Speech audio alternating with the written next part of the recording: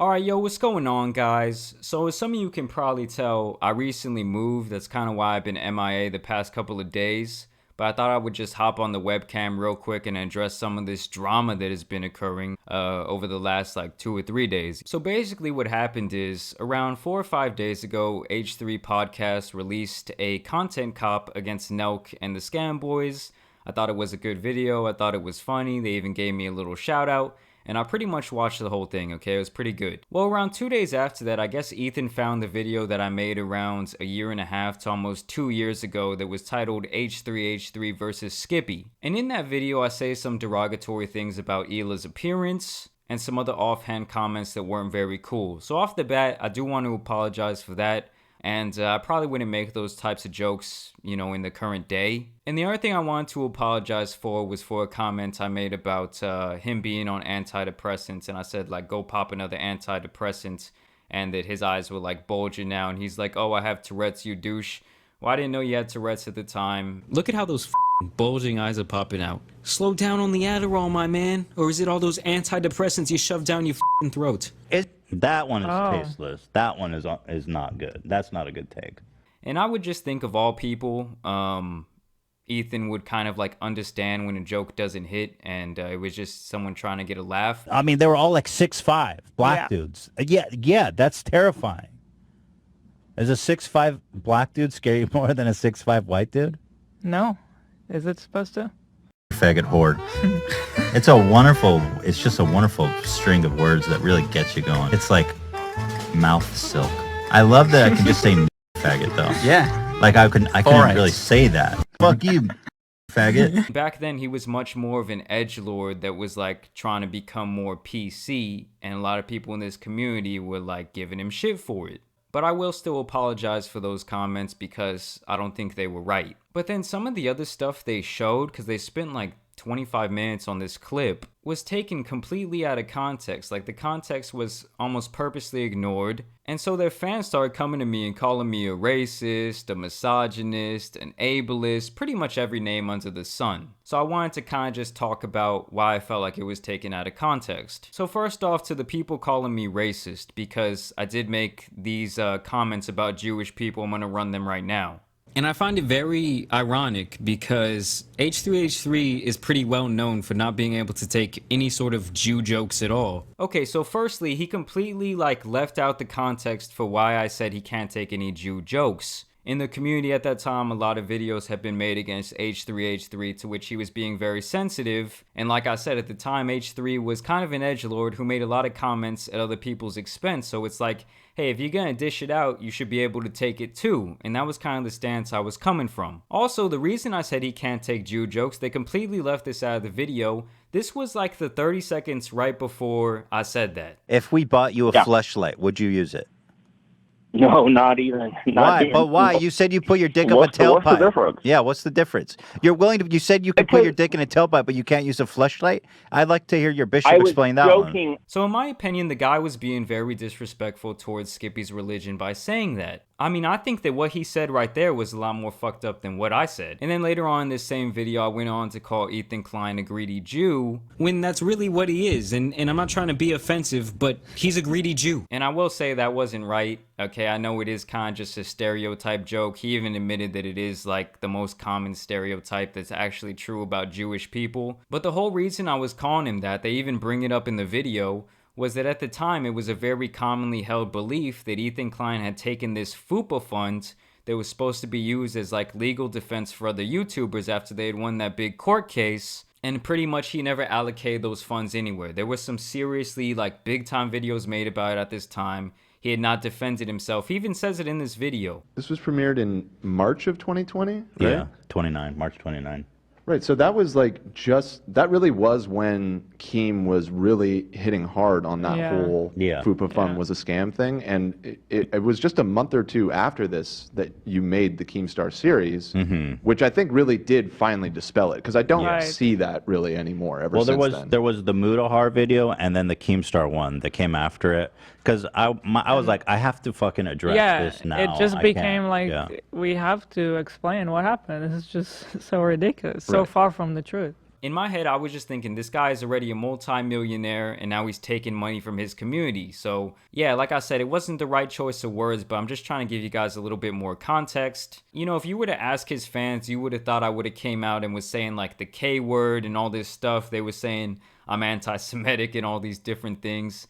And just the sheer idea of me going around every day and like hating on Jewish people was kind of hilarious to me. But I get why they would say that, the way they kept like laying it on, like, oh, he's anti-Semitic, he's anti-Semitic. So I thought that was kind of like ridiculous because, man, if we went through all the H3H3 clips we could go through, you could paint him as probably a racist, a misogynist, an ableist, all these different things. They're like these huge black dudes and they were all strapped. They were all black.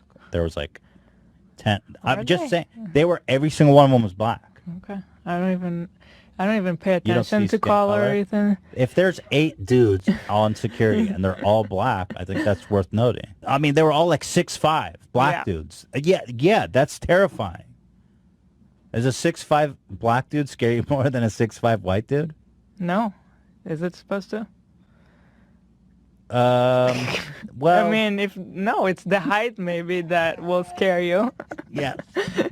Yeah. She's holding what looks like a phallic object, a little 8-year-old girl, and a big, giant black man looking in on her, man. It's like Blackzilla. This guy's got a weird fantasy, dude. Blackzilla rapes the little 8-year-old white girl with blonde hair. He likes it. He likes them white and blonde. Faggot horde. It's just a wonderful string of words that really gets you going. It's like mouth silk. I love that I can just say faggot though. Yeah. Like I couldn't really say that. Fuck you, faggot. He's like killing niggas. Damn, he really kind of just was really comfortable using that word. That really just kind of, like you're reaching for all these words, right? And you're like, oh, let me just like a little. One on the left is on the beach, and the one on the right just washed up on the beach. How did this become a thing in Western culture where all these grown men and little girls are jerking off to little K-pop boys? It's like a little twink gay fetish about these K-pop boys. Let's see, I've used the gay word derogatorily. A couple times. Neanderthal cousins were probably just raping like crazy. So there's definitely something like in us to like conquer. Men want to like conquer. Right. So it's, you know, women are in a nature setting like to be conquered.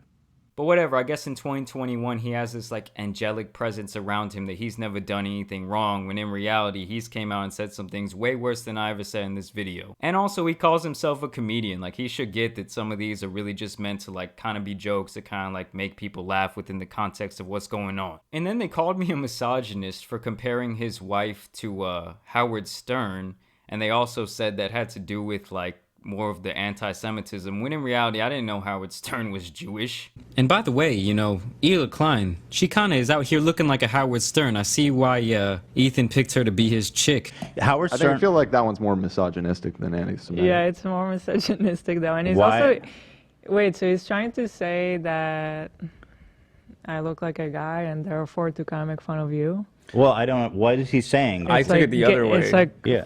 What similarities besides you guys both being Jewish Exactly. and having blue eyes? That's I mean, it. It's another anti-Semitic joke. And I didn't know it was misogynistic to say that a man and a woman shared like similar features. You never heard someone say, oh, that could be the female version of you. That's what you would look like if you were a girl.